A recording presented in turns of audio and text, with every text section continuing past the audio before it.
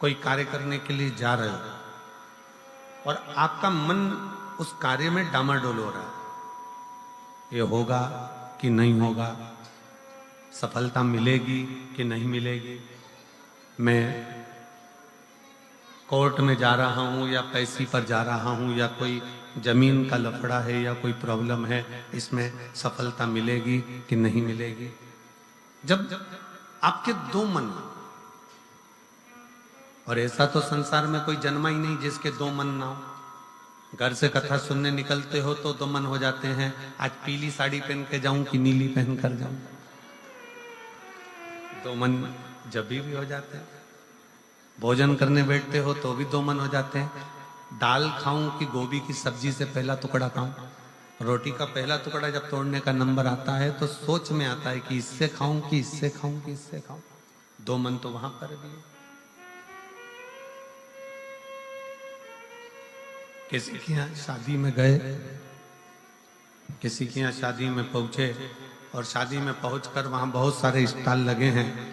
खाने की बहुत सारी व्यवस्था करी गई है। फिर दो मन हो जाते हैं कि मैं पहले चाउमीन खाऊं कि पानी पतासा खाऊं, गोलगप्पा खाऊं कि छम्मक लड्डू खाऊं, कि मैं जलेबी खाऊं कि क्या प्रसाद। मन दो हर जगह।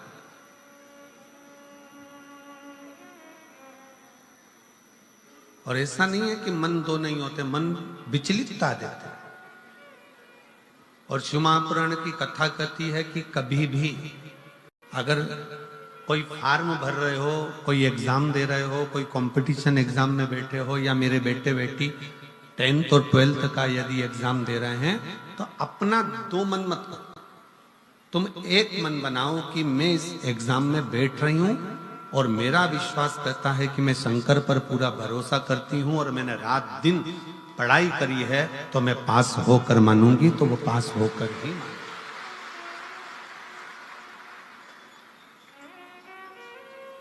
जहां मन विचलित हो जाता है, जहां मन दो हो जाते हैं, फिर वहां थोड़ा सा भ्रम उत्पन्न हो जाता है, फिर थोड़ा सा भ्रम उत्पन्न हो सकता है। पर जब आपने एक विचार कर लिया कि मुझे सफलता मिलेगी, तो ये निश्चित है कि दुनिया में कोई ऐसा पैदा नहीं हुआ कि आपकी सफलता को रोक दे, आप आगे बढ़कर ही रहे। और एक निवेदन और है, मान लो किसी कारणवश सफलता नहीं मिली और आप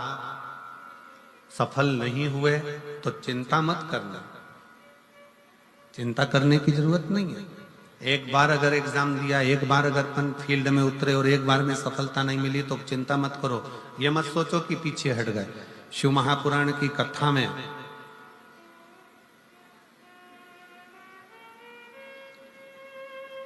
वन के अंदर भगवान शंकर अर्जुन को ज्ञान उपदेश दिए थे।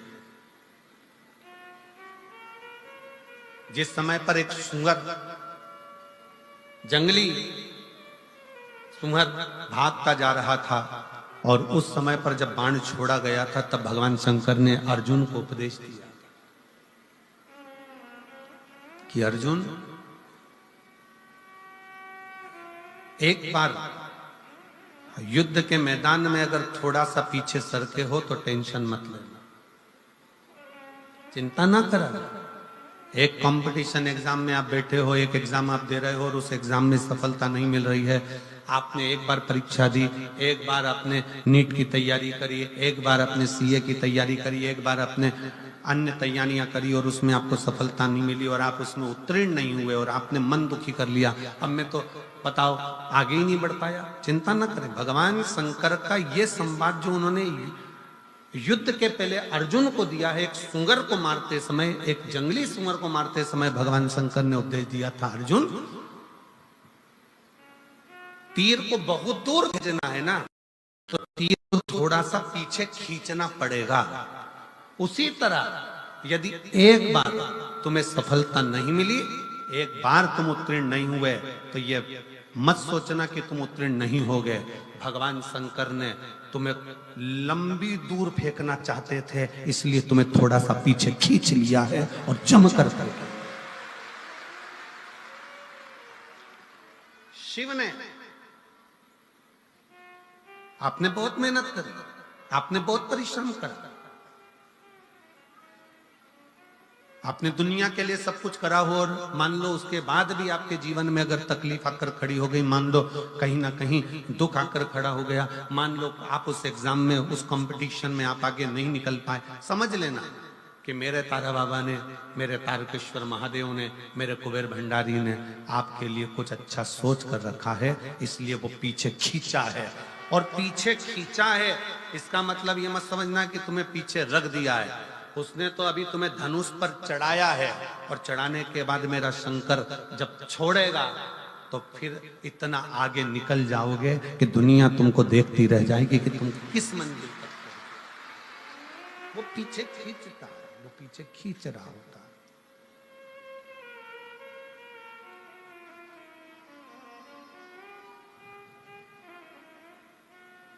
खूब मेहनत करो, खूब परिश्रम करो, खूब अच्छी लगन से कार्य करो, और जितनी मेहनत से कर सकते हो उतनी मेहनत से करो। जिस समय पर तुम्हारा दो मन हो रहा हो, तुम्हें लग रहा हो कि मैं निकलूंगा कि नहीं निकलूंगा, तुम्हें लग रहा है कि ये एग्जाम में क्लियर कर पाऊंगा कि नहीं कर पाऊंगा, मैं पहुंचूंगा कि नहीं पहुंचूंगा, तो यही तीन स्थान, यही तीन स्थान, तीन अक्षत को इन तीन स्थान पर ही रखा जाता है। जो तीन स्थान अभी आपको बताए हैं, एक माता पार्वती जी का गोल स्थान हस्तकमल स्थान, दूसरा जहां से पानी बहकर नीचे की ओर जा रहा है उसी विराम स्थल पर, और तीसरा शंकर भगवान के शिवलिंग पर। ये तीन स्थान तीन अक्षत से पूर्ति कर देते। शिव महापुराण के अंतर्गत और लिंग पुराण के अंतर्गत, नर्मदा पुराण के अंतर्गत हमेशा कही गई है कि चाहे घर में जो शिवलिंग हो वो, चाहे तुम्हारे घर के पास में जो मंदिर हो उसमें जो शिवलिंग हो वो, या 12 ज्योतिर्लिंग, उपलिंग, ये जितने भी शिवलिंग विराजमान हैं, ये जितने भी शिवलिंग विराजित हैं, इन शिवलिंग पर जब हम जल चढ़ाकर उस जल का आचमन करते हैं तो उस शिवलिंग की जो ज्योति होती है, शिवलिंग की जो ऊर्जा होती है, शिवलिंग की जो एनर्जी होती है, शिवलिंग का जो बल होता है, वो बल हमारे भीतर भी उतरता है और हमारे रोगों को निवारण करता जाता है, हमारे दुखों को निवारण करता जाता है, हमारे कष्टों का निवारण करता जाता है, हमारे दुख, हमारी तकलीफें, हमारा कष्ट अपने आप समाप्त होते चले जाता है। तीन स्थान शिवलिंग पर वर्णित है कि ये तीन स्थान का जब स्पर्श करते हैं तो आप कितने भी रोग से ग्रसित क्यों ना हो, आप कितने भी रोग से घिरे क्यों ना हो, तीन स्थान का स्पर्श करने से आपको एक अलग से ऊर्जा प्राप्त होती है, और आपके शरीर में कितना भी कंपन हो रहा हो, कितनी भी कमजोरी हो रही हो, कितना भी दर्द हो रहा हो, कितना भी कष्ट हो रहा हो, तीन स्थान शिवालय में शिवलिंग के जगह पर बताए गए हैं, उन स्थानों का स्पर्श करने से शरीर में एक ऊर्जा आती है, शरीर में एक बल उत्पन्न होता है, एक ऊर्जा आती है,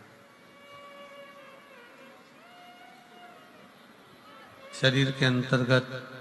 एक ऊर्जा का संचार होता रहता है। अब उस शिवलिंग को अपन समझे, सभी लोग जरा स्मरण करेंगे। शिवलिंग के अंतर्गत तीन स्थान ऐसे बताए गए हैं जो हमारे को एक बल देते हैं, हमारे भीतर की ऊर्जा उत्पन्न करते हैं। हमारे अंदर कितनी भी कमजोरी होगी, अगर आपने वो तीन स्थान पर हाथ का स्पर्श कर कर पंचाक्षर मंत्र नमः शिवाय या षडाक्षर मंत्र ओम नमः शिवाय या श्री शिवाय नमस्तुभ्यम का स्मरण किया है तो वो स्थान का स्पर्श करते ही आपके अंदर एक ऊर्जा, एक एनर्जी, एक बल आपके अंतर्गत आता चले जाएगा, एक ऊर्जा आपके अंतर्गत आती चली जाएगी। 3 स्थान, पहला जो ये जलाधारी बनी हुई है, ये जो गोल जो भाग आता है, जलाधारी में जो भी गोल भाग है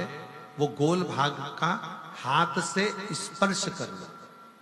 अर्थात जो माता जी का हस्त कमल है पार्वती जी का, वो जो गोल जलाधारी है जिस पे शिवलिंग रखा हुआ है, वो गोल जला, ये जो चरण है जहां से पानी बहकर जाता है उस स्थान पर नहीं, जहां गोल भाग है उस गोल भाग पर अपने सीधे हाथ का स्पर्श करना और श्री शिवाय नमस्तुभ्यम का जाप या पंचाक्षर मंत्र या षडाक्षर मंत्र ओम नमः शिवाय का जाप करना, पहला। दूसरा स्थान, जहां से पानी बहकर जा रहा है उस स्थान का पानी जहां से बहकर नीचे गिरता है वो भाग पर अपने हाथ का स्पर्श, जहां से पानी बहकर नीचे गिरता है, जो जल आप चढ़ाते हो वो जल बहकर जो नीचे की ओर जाता है उसका स्पर्श, और पंचाक्षर या षडाक्षर या श्री शिवाय नमस्तुभ्यम मंत्र का जाप। फिर तीसरा स्थान बताया कि शिवलिंग में किसी भी स्थान पर अपनी हथेली का स्पर्श, केवल हथेली का स्पर्श, उसमें उंगलियों का स्पर्श नहीं, केवल हथेली का स्पर्श, और पंचाक्षर या षडाक्षर या श्री शिवाय नमस्तुभ्यम मंत्र का जाप। ये 3 स्थान ऐसे बताए हैं कि आपके शरीर में अगर बिल्कुल भी इतनी एनर्जी नहीं है कि आप 2 कदम चल सकते हैं तो शंकर के मंदिर में, शिवालय में जाकर ये 3 स्थान का स्पर्श करिए। मंदिर से जब आप बाहर निकलेंगे तो खुद के बल पर निकलेंगे, कोई आपको उठाने के लिए जरूरत नहीं पड़ेगी। आप स्वयं के बल पर निकल सकते, स्वयं के बल पर आगे बढ़ सकते, स्वयं के बल पर अग्रणी हो सकते, स्वयं के बल पर आप आगे निकल सकते।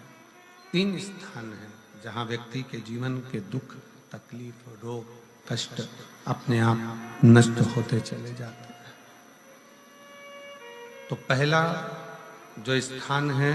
वो पार्वती जी का स्थान हस्तकमल, दूसरा कार्तिकेय और गणेश के मध्य में जो अशोक सुंदरी है और कार्तिक गणेश बैठे वहां से जो पानी नीचे की ओर आता है वो स्थान, और तीसरा अपनी हथेली का, शिवलिंग का कोई भी स्थान जहां अपनी हथेली का स्पर्श हो जाए वो स्थान। ये 3 जगह हमें बल देती है, हमें ऊर्जा देती है, हमें एनर्जी देती है।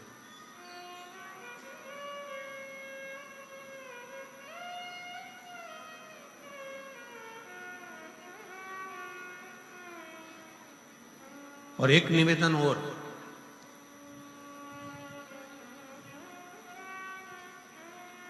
आप यदि कोई कार्य के लिए निकल रहे हो